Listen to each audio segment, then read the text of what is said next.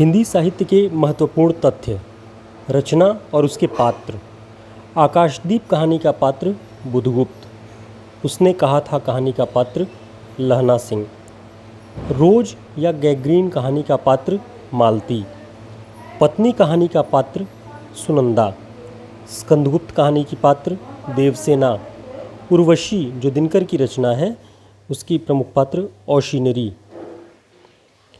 रश्मिरथी का जो प्रमुख पात्र है वह है कर्ण।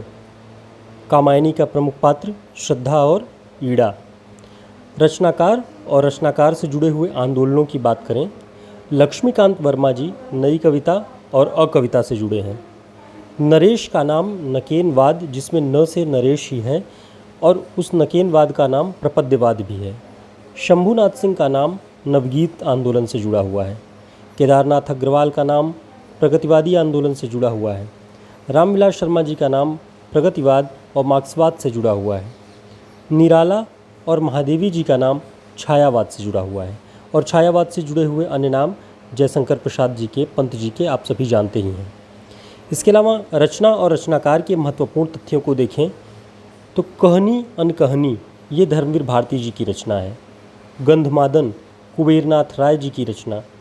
जीप पर सवार इल्लियाँ शरद जोशी जी की रचना। मिट्टी की ओर दिनकर जी की रचना है।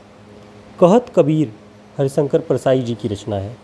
कबीरा खड़ा बाजार भीष्म शाहनी जी का रचना है। 1 इंच मुस्कान राजेंद्र यादव और मन्नू भंडारी जी ने सहलेखन एक साथ मिल करके इस उपन्यास को लिखा हुआ है, 1 इंच मुस्कान। बसंती नाम की रचना भीष्म साहनी की है, इसे ध्यान रखिए। दिल्ली में एक मौत कमलेश्वर जी की कहानी है। इस तरह आपने हिंदी साहित्य के महत्वपूर्ण रचना और रचनाकारों को देखा, साथ ही रचनाकार किस आंदोलन से जुड़े हुए थे उसे देखा, और रचना और उसके प्रमुख पात्र यानी कहानियों के प्रमुख पात्र जो हैं उनके बारे में हम सभी ने देखा। ये तथ्य आपके लिए उपयोगी हैं, इन्हें याद रखिए, इन्हें नोट कर लीजिएगा। नमस्कार।